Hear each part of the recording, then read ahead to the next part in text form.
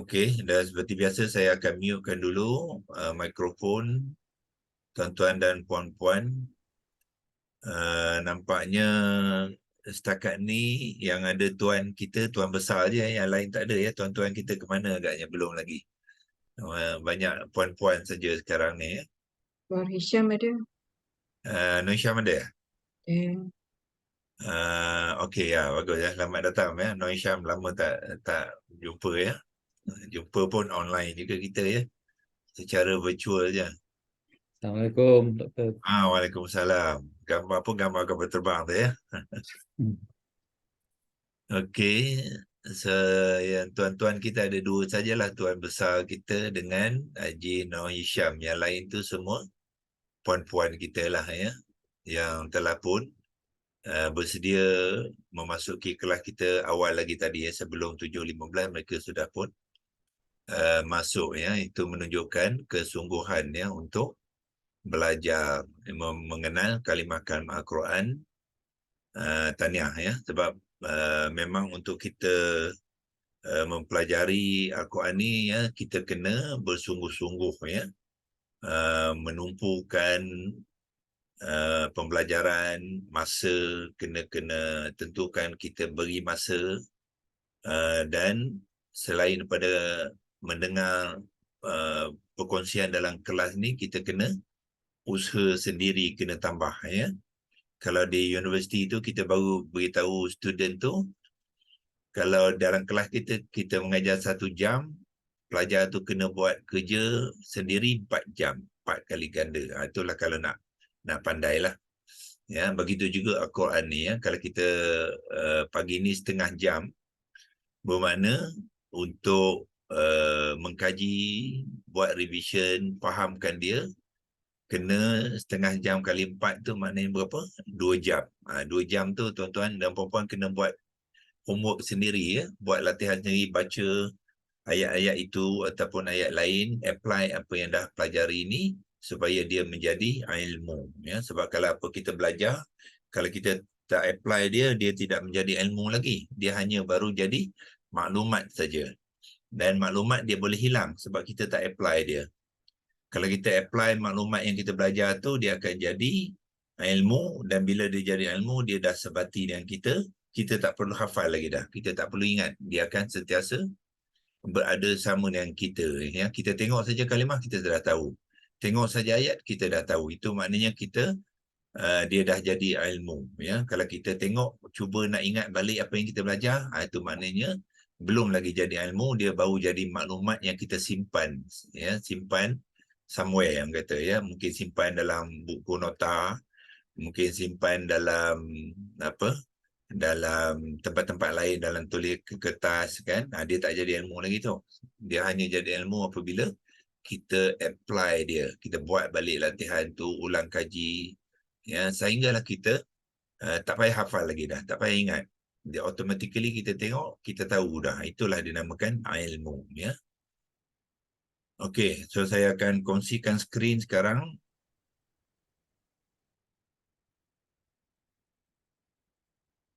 Okey, kita sudah masuk ke bahagian skrin, dan mulakan dengan Al-Quran yang biasa kita gunakan tu ialah Al-Quran tafsir dan perkata tu. Dan sekarang kita masih lagi membincangkan ayat yang ke-11 ni ya.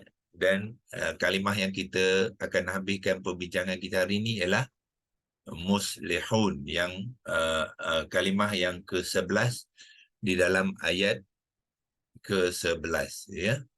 So, kalau kita tengok daripada digital Al-Quran tafsir dan perkata ni ya, kalau kita tekan dia di sini ya, cursor tu tekan saja di sini, dia akan beri maklumat tentang muslihun tu, dan kita telah pun berkongsikan ya. Jadi ini tuan-tuan lihat di sini, ini dia panggilkan kata terbitan yang membentuk muslihuna. Yang ni muslihun tambah waw na tu, una tu, dia akan menjadi kalimah yang di dalam ayat tu dalam bentuk jamak. Ya, yang sini dia belum lagi jamak. Dia default dia kata terbitan adalah dalam bentuk mufradah singular, maknanya seorang. Ya, seorang yang melakukan kebaikan. Di sini mereka yang melakukan kebaikan ataupun orang-orang yang melakukan kebaikan tu menunjukkan dia isim yang jamak. Dan bentuk ni kita telah pun berkongsikan minggu lepas dengan melihat kata acuan kepada muslihun tu ialah, ya, kalau kita kongsikan template, acuan dia ialah ambil kotak, ya, acuan dia ialah muf'ilun, yang ni, ya, muf'ilun. Inilah acuan kepada muslihun tu. So bila kita sudah mengenal acuan daripada template ni, kita akan tahu jenis kalimah muslihuna tu ialah isim, ialah kata nama yang mana satu? Kata nama fa'ilun, ya, fa'ilun, dan dia adalah wazan yang keempat. Itulah maklumat yang telah kita kumpulkan minggu lepas. Selepas tu apa kita buat? Kita beri penerangan kepada kalimah itu, ya. Kita telah buat minggu lepas dan kita simpan dia dalam screenshot, ya. Screenshot ini kita lihat perbincangan kita hari Jumaat, ya, sebelum kita bercuti hari Sabtu dan hari Ahad tu, kita telah membincangkan kalimah muslihun tu. Banyak maklumat yang kita boleh dapat, ya. Pertamanya dia kat sini dia kata kalimah ni adalah bentuk yang keempat, maknanya wazan keempat. Kemudian dia kata nominatif marfu', ini i'rab dia, ya. I'rab kepada muslihuna ni ialah marfu', ataupun bahasa Inggeris dia nominatif, tapi Melayu pun sekarang dah gunakan nominatif juga. Ya. Jadi kalau apa tuan-tuan ditanya apakah marfu' dalam bahasa Melayu, jawab dia nominatif, ya, nominatif. V E itu ditukar pada F, jadilah nominatif, ya. Okey, lepas tu apakah tiga huruf akar dia? Dia pun beri bantu kita untuk mengenal tiga huruf akar dia, short, lam dengan ha, ya. Itu daripada corpus.com ni, dia bantu kita. Kalau kita tak kenal tiga huruf akar dia kat sini dia beri kita, ya, iaitu short, lam, ha. Tetapi sebenarnya tuan-tuan boleh cari, walaupun katakanlah kita tak melihat korpus ni, kita sebenarnya boleh mencari tiga huruf akar daripada kalimah itu sendiri. Daripada muslihuna tu kita boleh identify kalimah dia, ya. So yang mana satu kalimah, kalau kita tengok kalimah yang mana satu tiga huruf akar dia ialah yang ni lah, short, lepas tu lam yang kedua dan ha yang ketiga. Tu, ya, kita boleh cari sendiri sebenarnya, ya. Waw, nun dengan mim ni adalah tambahan, huruf tambahan. So huruf yang asalnya ialah short, lam, ha. Yang inilah yang dimasukkan dengan tiga huruf akar short, lam, ha tu. Daripada short, lam, ha lah dia membentuk muslihun ni, tapi melalui proses. Proses tu dinamakan pembentukan kalimah. Yang tu yang kita akan nak tunjukkan pagi ni, ya. Di sini kita telah mencari jenisnya sebab kita dapat mencari bentuk dia, ya. Muslihuna ni asal ni ialah muslihun, dan muslihun adalah dibentuk daripada acuan muf'ilun. So daripada muf'ilun tadi kita mengenal jenis kalimah tu, iaitu isim fa'il wazan keempat, ya, isim fa'il wazan keempat, ya. Dan dengan maklumat yang diberikan di bawah ni, bilangan dia ialah jamak, jantina dia ialah maskulin, iaitu muzakkar. Nominatif ni ialah i'rab dia, ialah marfu'. Ini wazan dia, bentuk yang keempat tu adalah wazan dia, dan jenis dia ialah participle active. Bahasa Inggeris dia active participle, bahasa Arab dia isim fa'il. So banyak maklumat yang kita dapat kumpulkan, dan kita telah membuat penerangan kepada kalimah tu sebelum kita berhenti, ya. Iaitu kita sudah kenal dia, jadi kita boleh memberi penerangan, iaitu apa? Muslihuna ni adalah isim fa'il wazan keempat, muzakkar, jamak salim, ada waw nun tu maknanya penambahan jamak salim yang marfu'. Marfu' tu i'rab dia ya, ataupun dipanggilkan nominatif tu marfu'. Dan kita berikan makna kepadanya ialah orang-orang yang melakukan kebaikan ya, orang-orang yang melakukan kebaikan. Di sini terjemahannya kepada kalimah tu tak berapa tepat ya, iaitu dikata pembaharu boleh, tetapi mungkin ramai orang mungkin tidak dapat memahami apa yang dimaksudkan pembaharu. Yang lebih tepat ialah orang-orang yang melakukan kebaikan ya. Itulah maklumat yang telah kita perolehi dan sepatutnya sekarang kita sudah mengenal pun ya, mengenal pun kalimah ni ya. So sekarang ni apa kita nak buat? Kita nak buat pembentukan kalimah supaya tuan-tuan dapat memahami macam manakah kalimah ni dibentuk. So bila kita dapat mengenal bagaimanakah dia dibentuk, insya-Allah itu akan lagi menambahkan lagi pengenalan kita kepada kalimah ni lah, sehinggalah kita boleh memberikan terjemahan ya kepada kalimah tu nanti ya, insya-Allah. Okey, so sekarang ni saya pergi ke kita clear dulu kalau mana-mana ada drawing yang tak perlu tu kita clearkan dulu, dan kita pergi ke leksi logos ya. Leksi logos tu untuk menunjukkan bagaimana kalimah muslihun ni dibentuk ya. Okey, so kita pergi ke leksi logos. Tuan-tuan lihat di sini di paparan skrin ni sekarang ada leksi logos. Leksi logos ialah papan kekunci online ya.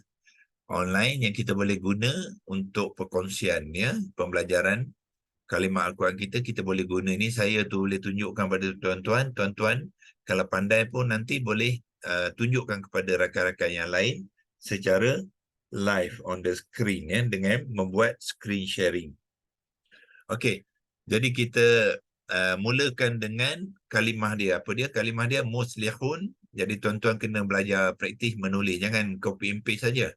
Sebab kalau copy and paste tu belum tentu kita kenal, dan belum tentu lagi kita boleh mengejanya sebab kita copy and paste shortcut ya. Gunakan keyboardnya untuk menaik dia. Muslihuna tu macam mana ejaan dia? Mula dengan mim yang baris dhammah, lepas tu sad ya, sad yang sukun, lam baris kasrah, ha baris dhammah, lepas tu waw mat tidak ada baris. Jangan bariskan waw tu ya, jangan letak sukun pun tak boleh, sebab dia bukannya huruf yang berbaris ataupun bertanda.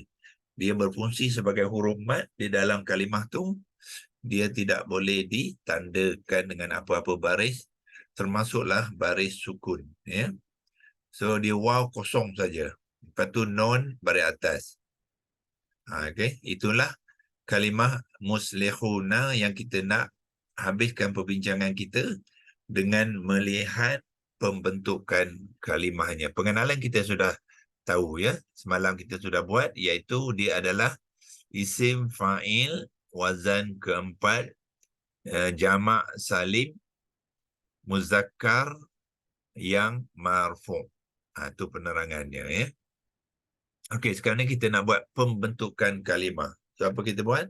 Kita turun ke bawah ni, kita letak topik dia tu ya, supaya jelas nanti kalau kita simpan nota ni, kita jelas apa yang kita nak buat. Ya, tuliskan dalam rumi ya, pembentukan kalimah ya.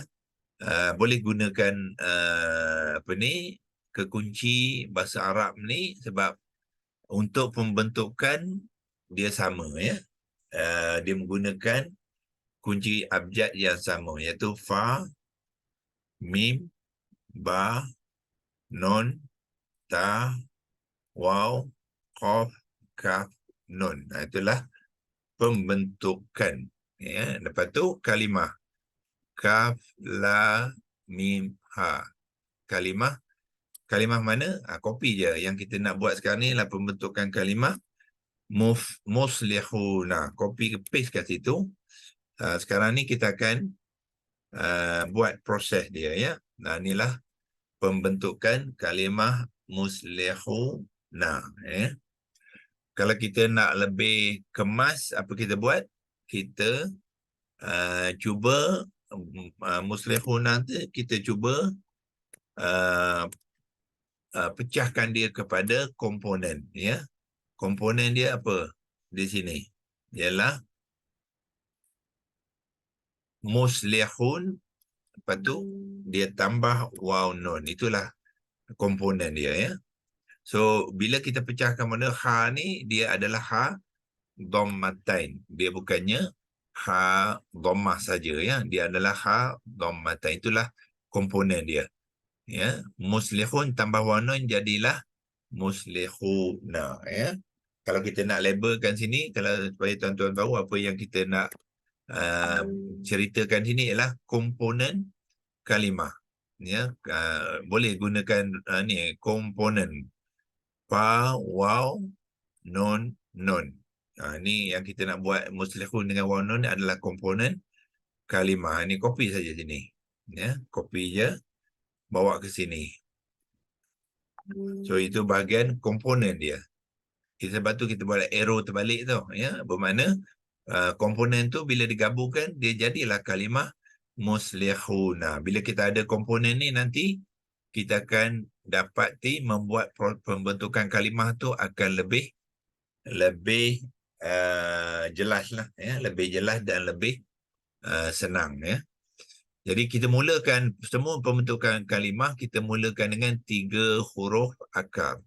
Tadi setelah kita kongsikan macam mana nak mencari 3 huruf akar, daripada kalimah sini tuan-tuan boleh cari 3 huruf akar dia ya, iaitu apa dia?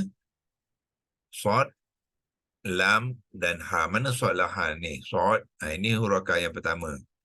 Lam ni huruf akar yang kedua. Dan ha ni adalah huruf akar yang ketiga. Itulah 3 huruf akarnya. Ya, cara kedua kita pergi ke digital Al-Quran. Ya, kita pergi ke digital Al-Quran. Kalau saya tunjukkan sekarang, tuan-tuan boleh cari juga 3 huruf akar dia. Di mana? Di sini ya, di bawah sekali itu, iaitu shad, lam dengan ha. Ini 3 huruf akar dia ya. Asingkan dia, jangan gabung. Kalau gabung dia tidak menjadi huruf akar dah. Dia sudah menjadi kata akar. Ya. Jadi jangan asingkan dia supaya dia dalam status huruf. Okey, so clearkan drawing ni dulu dan kita balik pada yang tadi, iaitu di leksi logos kita masukkan shad, lam, ha di sini. Shad, lam dan ha. Itulah 3 huruf akar dan kita labelkanlah. Ya, kalau tidak nanti kita tak ingat ini adalah huruf. Huruf dia lah ha, waw, ra, waw, fa. Huruf akar. Alif, kaf dan ra. Itulah apa yang kita lakukan sekarang. Kita akan meletakkan proses pembentukan kalimah tu bermula dengan huruf akar ya. Ini step pertama, tuan-tuan kena buat ya. Kalau saya nak labelkan step tu, boleh saya ambil teks, saya letakkan nombor 1 ya, iaitu yang ni. Ini adalah step yang pertama, letakkan nombor 1. Bracketkanlah sekali. Ya. Komponen tu betul ke Doktor? Nun satu lagi kan. Komponen. Sekejap ya. Komponen tu Okey, saya silap betul. Ya, dia tertinggal non 1 ya. Dia jadi kompun pula. Okey ya. Dia ada non 1 lagi. Teks ni. Okey, mana dia? Ini bukan. Ini bukannya teks ya. Kita boleh tambah saja non sini ya. Okey.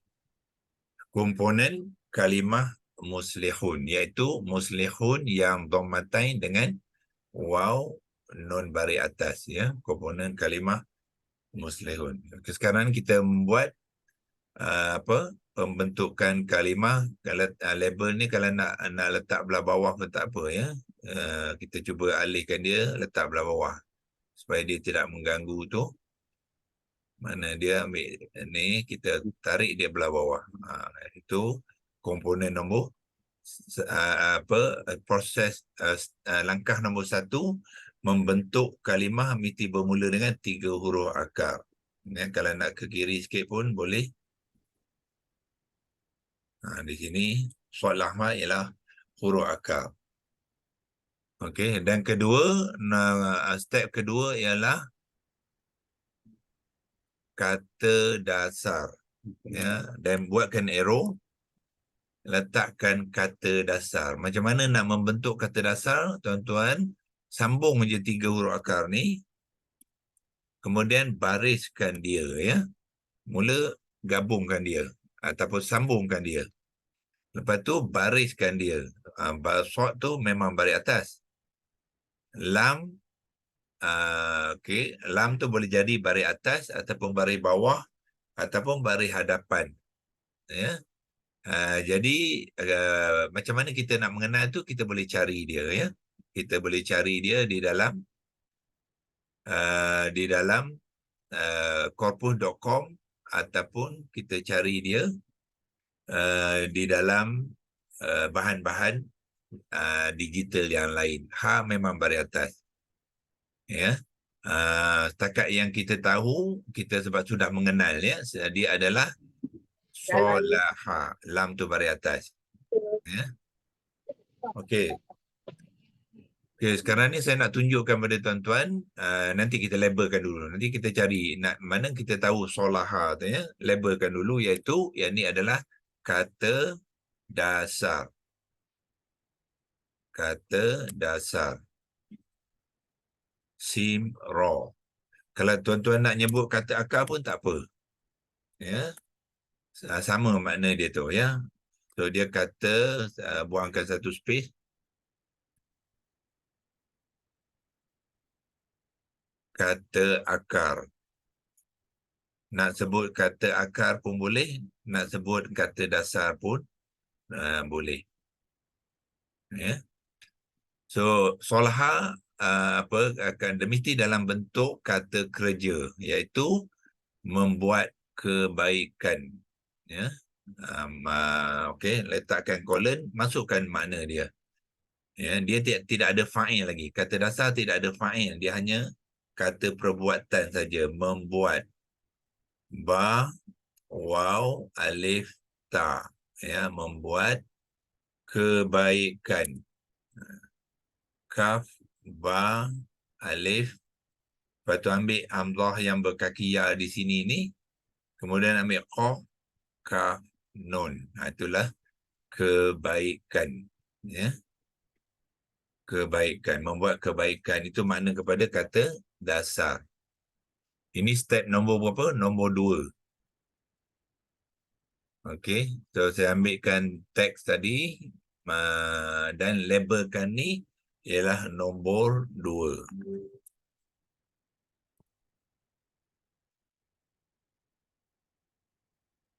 Okey. Step pertama ialah huruf akar ni, dan step kedua ialah kata dasar, dan berikan makna kepada saya, iaitu membuat kebaikan, ya. Sekarang ni kita nak tunjuk mana kita tahu lam ni baris atas.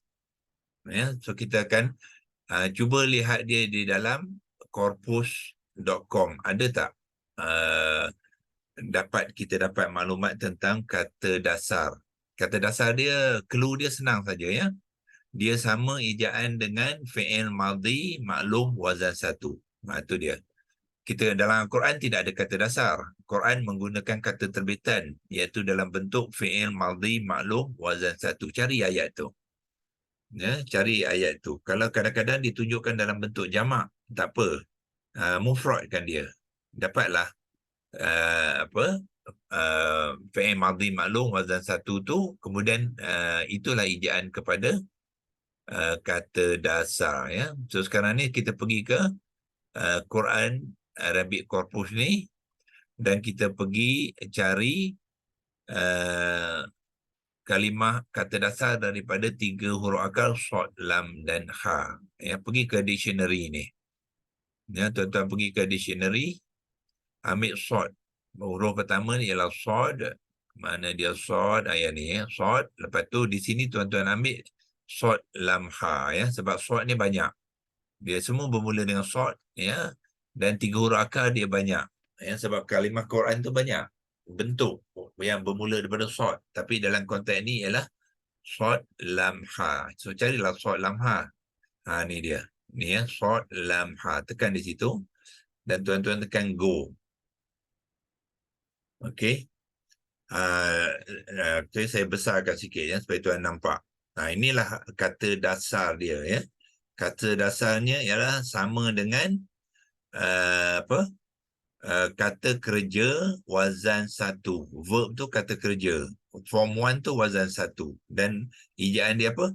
Solaha. Maknanya lam tu berbaris atas. Itulah macam mana kita dapat ya kata dasar. So kata dasar sama dengan kalimah form 1 verb ni apa dia?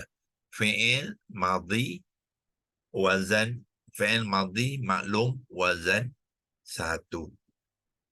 Ya, kalau kita tengok template tu kita akan dapati guna template, tengok ya, dia punya kata dasar ya. Ni kata dasar, acuan kata dasar ya. Fa'ala sama dengan fi'il madhi maklum wazan 1. Kalau fi'il madhi maklum wazan 1 fa'ala, jadi kata acuan dia, kata dasar tu ialah fa'ala. Kalau fi'il madhi maklum wazan 1 fa'ila, dia akan jadi kata dasar dia fa'ila. Kalau fi'il madhi maklum wazan 1 fa'ula, ain baris depan, jadi kata dasar dia pun fa'ula. So sama saja. Ya. So jadi kalau kita jumpa di dalam Al-Quran tu apa dia, fi'il madhi maklum wazan 1 iaitu ni solaha ni, jadi itulah kata dasar dia juga mengikut ejaan yang sama, tapi yang bezanya makna saja, makna dia berbeza ya. Makna fi'il madhi maklum wazan 1 solaha di sini ialah dia ada fa'il dia dah, iaitu dia telah melakukan kebaikan. Itu makna fi'il madhi maklum wazan 1. Tetapi untuk kata dasar dia tidak ada fa'il dan tidak ada masa. Dia ada makna kata kerja saja, iaitu melakukan kebaikan. Itulah bezanya di antara kata dasar dengan fi'il madhi maklum wazan 1 dari makna. Daripada penulisan, ejaan dia sama. Okey, so bila kita sudah dapat tu, kita sambung balik tadi. Itulah di mana kita dapat solaha ni ya. Solaha tu itulah bentuk kata dasar dia ya. Laju masa sudah 44 dah ya. Okey, kita teruskan dengan meneruskan dengan apa? Dengan kata terbitan. Ini step nombor 2, kata dasar. So kita masuk step ketiga ialah kata terbitan. Kata terbitan kita sudah kenal semalam ya, iaitu daripada sini apa kata terbitan dia? Muf'ilun. Inilah kata terbitan dia, muf'ilun. Jadi masukkan dalam style tu, bracketkan dia, type muf'ilun, mim baris depan, fa yang sukun, ain baris bawah dan lam dhammatan. Ini dia punya acuan ya, acuan untuk membentuk kalimah muslihuna ni. Dia kena mengambil acuan muf'ilun. So acuan ni apa dia? Yang eloknya tuan-tuan labelkan dia, terangkan dia ya, supaya lain kali kita faham kenapa kita menggunakan acuan muf'ilun ya. So kita typekan ke sini, dia adalah acuan. So acuan tak boleh guna Arab sebab Arab ni tak ada ca. So kita kena pergi leksilogos Jawi Melayu. Saya buka sekarang ni leksilogos Jawi Melayu. Tuan-tuan pilih dekat sini Jawi ya. Ambil ni A, B, C, turunkan dia sampai jumpa J. Jumpa Jawi, tekan di sini. Tu Jawi.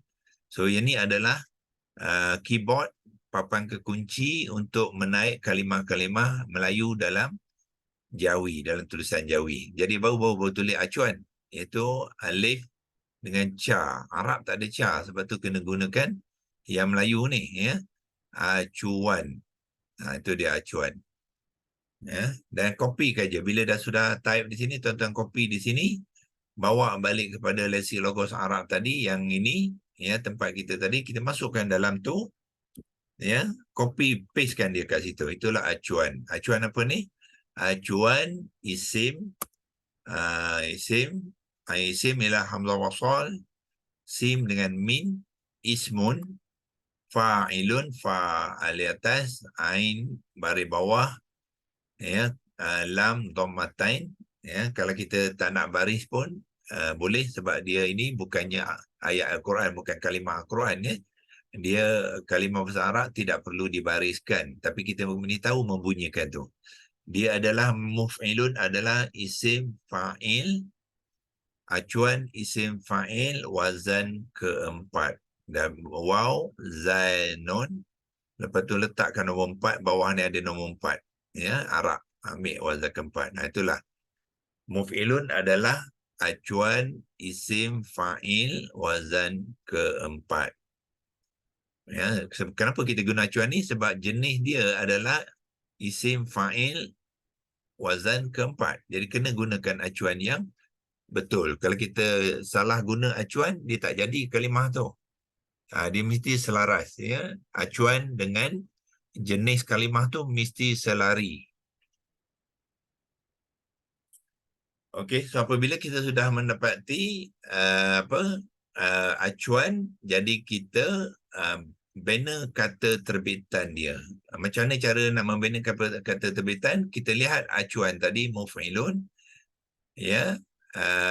Mim tu akan ada bermula dengan mim baris depan. Huruf fa yang sukun ni, fa ni gantikan dengan huruf sad. Ya. Jadi mana sad ni akan menggantikan fa, jadilah sad yang sukun, ya. So kita ambil ni, senang je caranya, tuan-tuan copy je yang ni, acuan ni, ya, bawa ke sini untuk membina kata terbitan ini. Acuan jadi gantikan dia.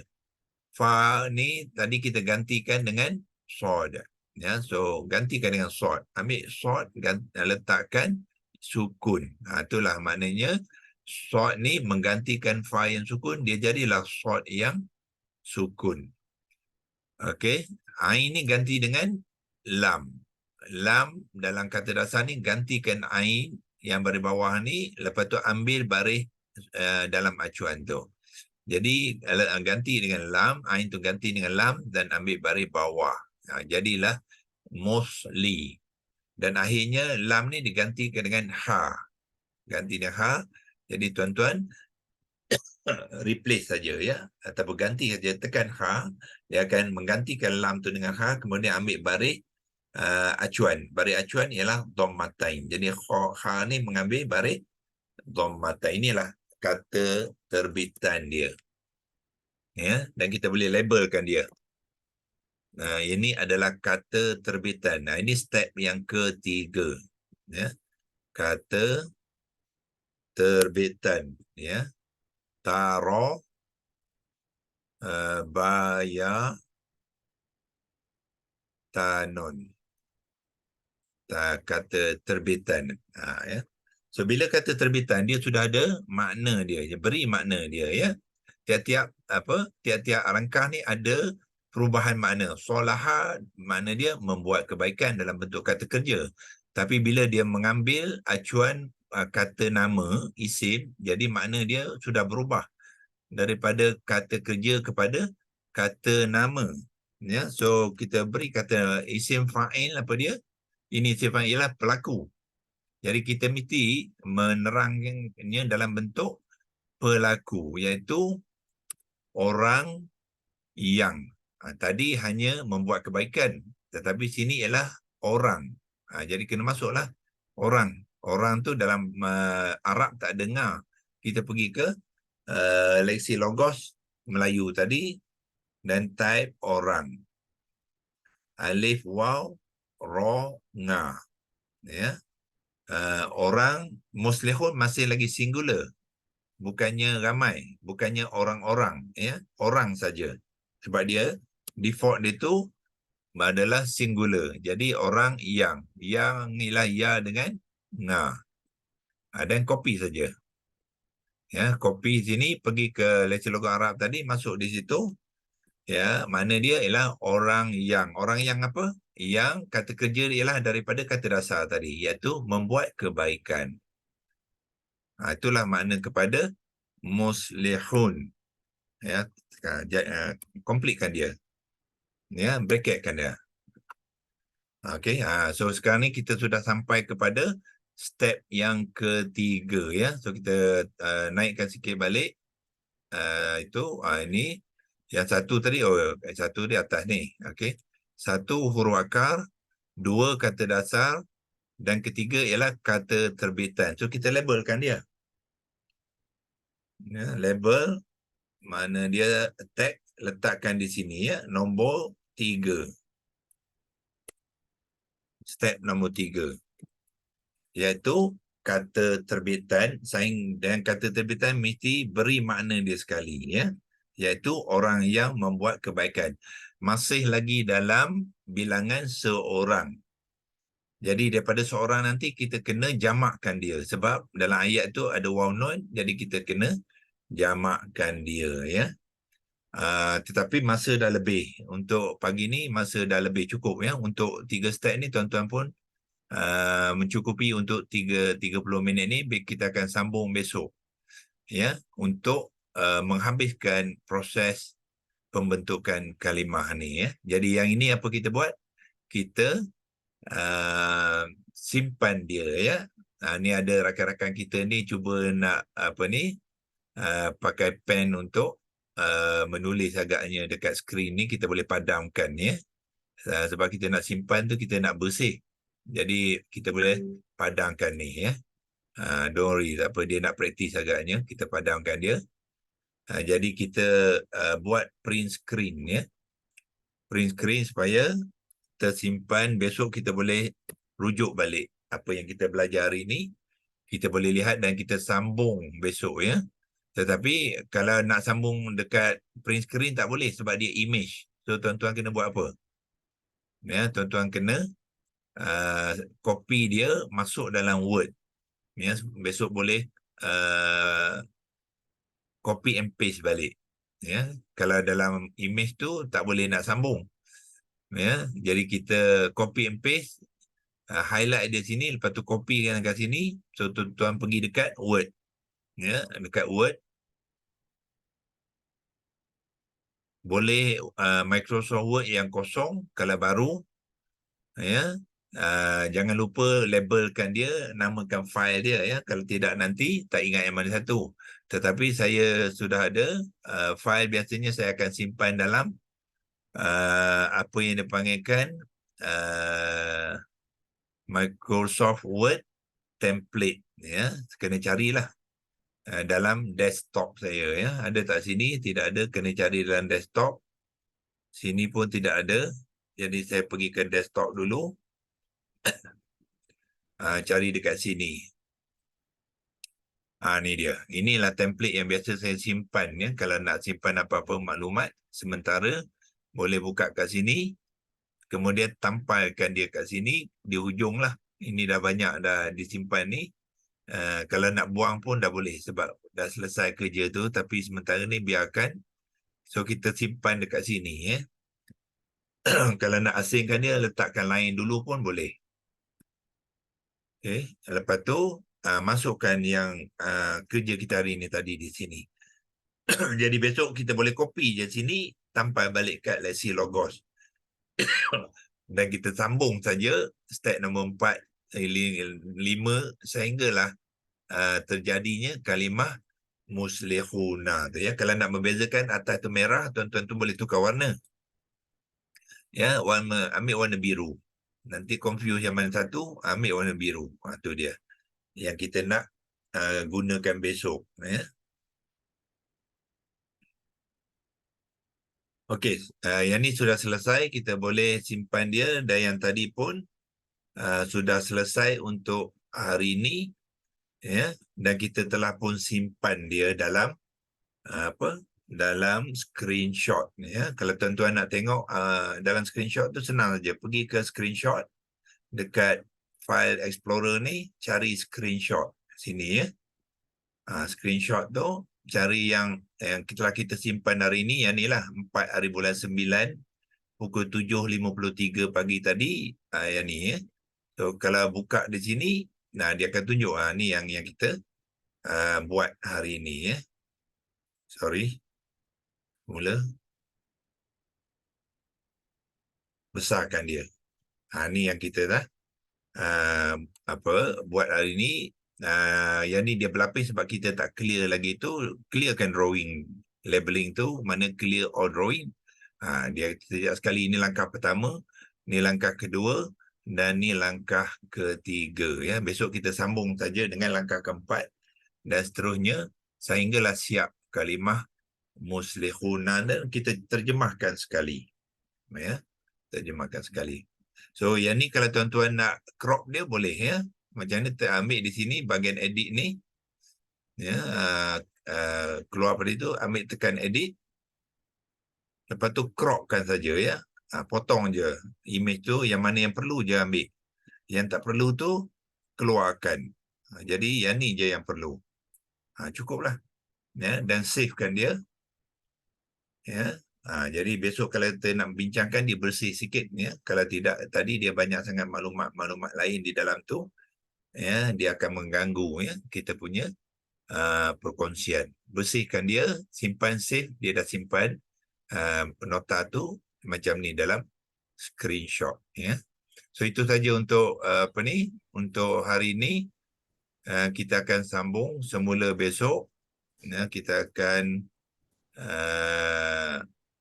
unshare screen ya. Doktor, saya nak tanya satu je. Okey. Untuk yang ejaan isim Jawi tu, tadi alif wasal, habis saya cek Hamzah wasal. Hamzah wasal. Saya lihat dekat Ijawi, alif dia memang tak ada tanda apa. Boleh tak kita gunakan alif Hamzah di bawah? Tak boleh. Tak boleh. Dia Tak mesti boleh. wasal. Okey ya. Dalam Jawi Melayu ke? Ya. Okey, Jawi Melayu sebab asal dia adalah Arab ya. Kalau kita tahu dia asalnya daripada kalimah Arab, kita gunakan original Arab tu. Maknanya gunakan hamzah wasal, sim dengan mim. Hamzah wasal juga ya. Hamzah wasal dia. Yang mana dalam Melayu kalau kita tahu dia daripada perkataan Arab, jadi kita gunakan Arab itu sendiri. Okey. Itu adalah lebih baik ya, sebab akhirnya kita nak tahu macam mana kalimah Arab dia. Kalau kita gunakan Melayu boleh. Kan tak boleh, tapi nanti kita ingat itulah ejaan bila kita nak menulis dalam bahasa Arab nanti. Itu ejaan yang asal lah. Terima kasih doktor. So yang terbaiknya kita tulis dalam original Arab dia, iaitu hamzah wasal, sim dengan mim. Okey, terima kasih. Okey. Okey, wabillahi taufiq wa hidayah. Wassalamualaikum warahmatullahi wabarakatuh. InsyaAllah kita akan sambung besok ya. Kalau ada apa-apa soalan tu pun kita akan boleh bincangkan besok ya, dalam masa setengah jam juga sampai 7.45.